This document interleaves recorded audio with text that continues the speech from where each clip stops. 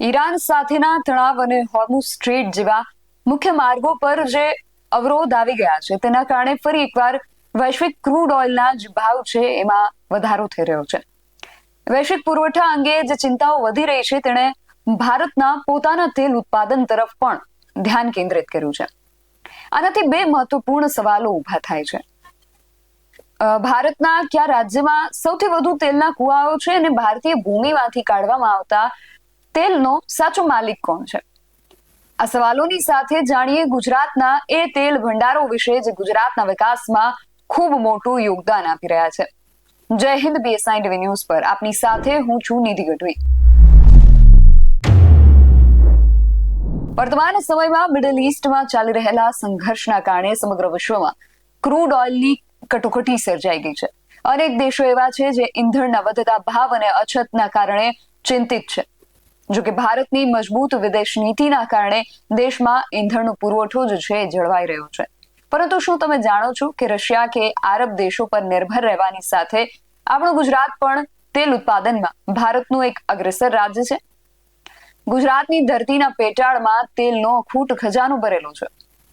ગુજરાતના તેલ ભંડારો વિશે આપણે વિગતે વાત કરીએ પહેલા ભારતનું જે સૌથી જૂનું તેલ કેન્દ્ર છે તેના વિશે થોડી વિગતો મેળવીએ. ઐતિહાસિક રીતે આસામમાં દેશમાં સૌથી વધુ તેલના કુવાઓ આવેલા છે. તે ભારતનો સૌથી જૂનો તેલ ઉત્પાદક પ્રદેશ છે. છેક 1889માં આસામના દિગ્બોઈમાં પહેલો તેલ કૂવો ખોદવામાં આવ્યો હતો.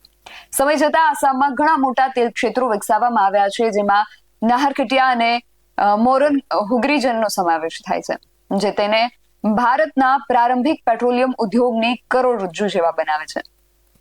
એ સિવાય આજના સમયની જો વાત કરીએ તો આજના સમયમાં જમીનમાંથી નીકળતા તેલ ઉત્પાદન મામલે રાજસ્થાન ખૂબ અગ્રેસર છે. થાર રણમાં આવેલ રાજ્યનો જે બાડમેર બેસિન વિસ્તાર છે ભારતનો સૌથી મોટો તેલ ઉત્પાદક પ્રદેશ બની ગયો છે. આશરે 200 જેટલા નવા કુવાઓ ખોદવાની યોજના સાથે રાજસ્થાન દેશના ટોચના તેલ ઉત્પાદક તરીકે તેની જે સ્થિતિ છે એને વધુ મજબૂત બનાવી રહ્યું છે.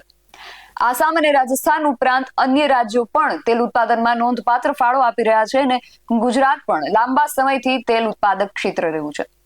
તમિલનાડુ ખાસ કરીને કાવેરી બેસિનમાં પણ અસંખ્ય તેલ અને ગેસના જે ક્ષેત્રો છે આવેલા છે. આ પ્રદેશો જે છે બધા જ મળીને ભારતના સ્થાનિક ઉર્જા ઉત્પાદનમાં ફાળો આપે છે. હવે ગુજરાતમાં કયા કયા ક્ષેત્રોમાં તેલ મળે છે તેના વિશે વાત કરીએ તો એમાં સૌથી પહેલા આવે છે અંકલેશ્વર. ભરૂચ જિલ્લામાં આવેલું અંકલેશ્વર, જેને ગુજરાતનું ગંધાર તરીકે પણ ઓળખવામાં આવે છે, તે રાજ્યનું સૌથી જૂનું અને મહત્વનું તેલ ક્ષેત્ર છે.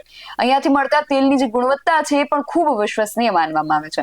અને સિવાય ભારતના તેલ ઇતિહાસમાં જેનું નામ સુવર્ણ અક્ષરે લખાયેલું છે, ભારતનો જે તેલ ઇતિહાસ છે એમાં જેનું નામ સુવર્ણ અક્ષરે લખાયું છે એ છે લુણેજ. એ લુણેજની વાત પણ કરવી છે. 1958માં સૌથી પહેલું તેલ અહીંયાથી મળ્યું હતું ગુજરાતની અંદર.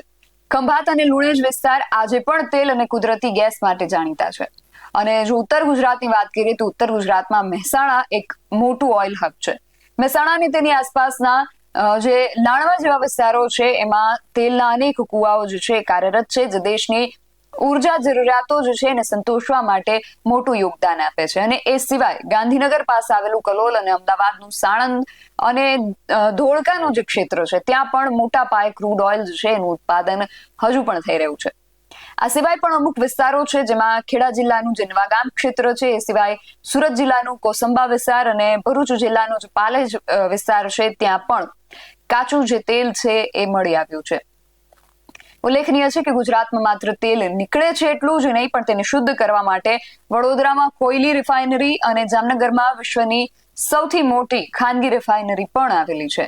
આમ વૈશ્વિક યુદ્ધની સ્થિતિ વચ્ચે ગુજરાત જે છે એ ભારતની એનર્જી લાઇફલાઇન સાબિત થઈ રહ્યું છે. ભારતીય કાયદા હેઠળ બધા પેટ્રોલિયમમાં સંસાધનો કેન્દ્ર સરકારના છે.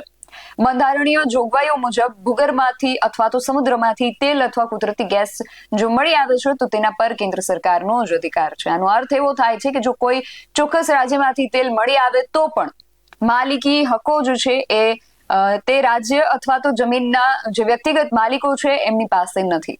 જો કે તેલ જે છે કેન્દ્ર સરકારની માલિકીનું હોવા છતાં જે રાજ્યમાંથી તેને કાઢવામાં આવે છે તે રાજ્યને રોયલ્ટી મળે છે. આ રાજ્યની જમીન અને સંસાધનોના ઉપયોગ માટે એક પ્રકારનું વળતર છે. રોયલ્ટીની જે રકમ છે ઉત્પાદન સ્તર અને કિંમતો પર આધાર રાખે છે. અને જે જમીન માલિક જે જમીનનો માલિક છે એ તેલનો માલિક નથી. એમને ફક્ત જમીન અથવા તો તેના ઉપયોગ માટે જે વળતર છે એ મેળવવાનો અધિકાર જે છે એ આપવામાં આવ્યો છે. એટલે આ પ્રકારે ગુજરાત પણ તેલ ઉત્પાદન ના જે ક્ષેત્રો છે એમાં અગ્રેસર રહ્યું છે અને ભારતના વિકાસમાં પોતાનું જે નોંધપાત્ર ફાળો છે એ આપી રહ્યું છે. અમારા અહેવાલ વિશે તમારું શું માનવું છે અમને કમેન્ટ કરીને ચોક્કસથી જણાવજો.